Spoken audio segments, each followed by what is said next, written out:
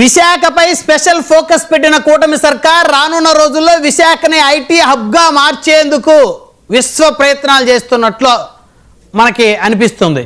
Success అవుతుందా? బ్రహ్మనాయుడు గారు, ఈరోజు ఏదైతే వైఎస్ఆర్సీపీ పార్టీ ప్రతి ఎన్డీఏ కూటమి చేసే ప్రతి పనికి మోకాలు అడ్డేస్తూ ఏదో ఒకటి అపవాదం అనేది ప్రభుత్వానికి తీసుకురావాలని ప్రయత్నం చేస్తాం. ఒక 99 పైసలకే లోకేష్ గారు దానా దత్తం చేస్తున్నారు అని చెప్పేసి శేఖర్ రెడ్డి గారు చెప్తున్నారు కంపెనీలకు అందరికి.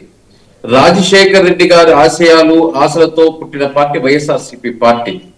ఆయన గతంలో ప్రభుత్వంలో కాంగ్రెస్ ప్రభుత్వంలో ఆయన ఏ విధంగా పరిపాలించాడు, ఏ విధంగా ఆ రోజు భూమికి 1000 ఎకరాలకి బ్రాండ్ ఎక్స్ అనే కంపెనీకి రూపాయికి ఇవ్వడం జరిగింది.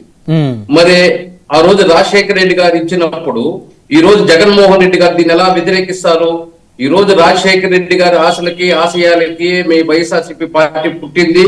ఆయన ఆశయ సాధన కొనసాగించడానికి, ఆయన సంక్షేమాన్ని అభివృద్ధి కొనసాగించడానికి మా పార్టీ పుట్టిందని చెప్పుకుంటున్న ఈ వైఎస్ఆర్సీపీ నాయకులు ఏ విధంగా అడ్డుకుంటున్నారు ఎన్డీఏ కూటమిని?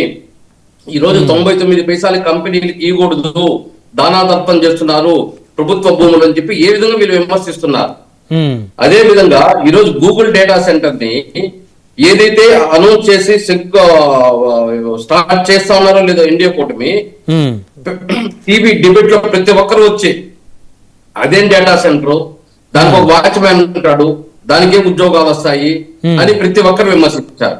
జగన్మోహన్ రెడ్డి గారు బెంగళూరు నుంచి వచ్చి ఏదైతే ప్రెస్ మీట్ పెట్టాడో ఏపీలో, ప్రెస్ మీట్ లో పెట్టినప్పుడు దీనికి ఆద్యులు మేమే, దీన్ని ఫస్ట్ ఇంట్రడక్షన్ మేము ఏదైతే ఒక కమిట్మెంట్ అవ్వడానికి ప్రయత్నం చేశామో చెప్పారో ఆ రోజు బుధాలు అడుగుకుంటున్నారు ఏం చెప్పాలో టీవీలో ముందుకు వచ్చింది.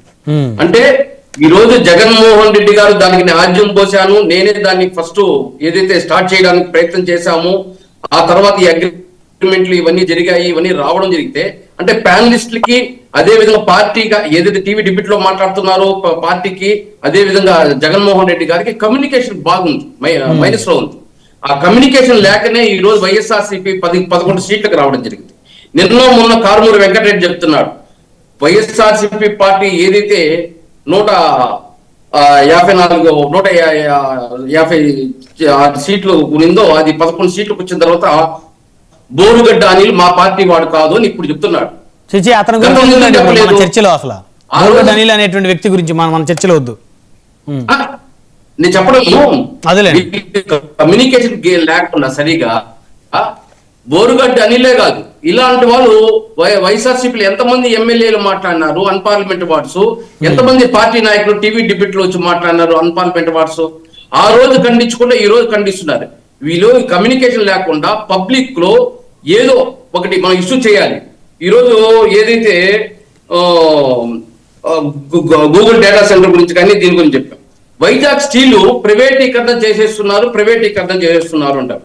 ఈ రోజు 15,000 కోట్లు రాష్ట్ర ప్రభుత్వం కేంద్ర ప్రభుత్వం కలిపి ఈ రోజు 15,000 కోట్లు 17 నెలల్లో ఖర్చు పెడితే కానీ ప్రజల్లోకి ఏం తీసుకెళ్ళిపోతున్నారు? దీన్ని ఎన్డీఏ కూటమి ప్రైవేటీకరణకి దీన్ని తీసుకెళ్తుంది, ప్రైవేటీకరణ దిశగా తీసుకెళ్తుంది అని చెప్పి మాట్లాడతారు. ఈ రోజు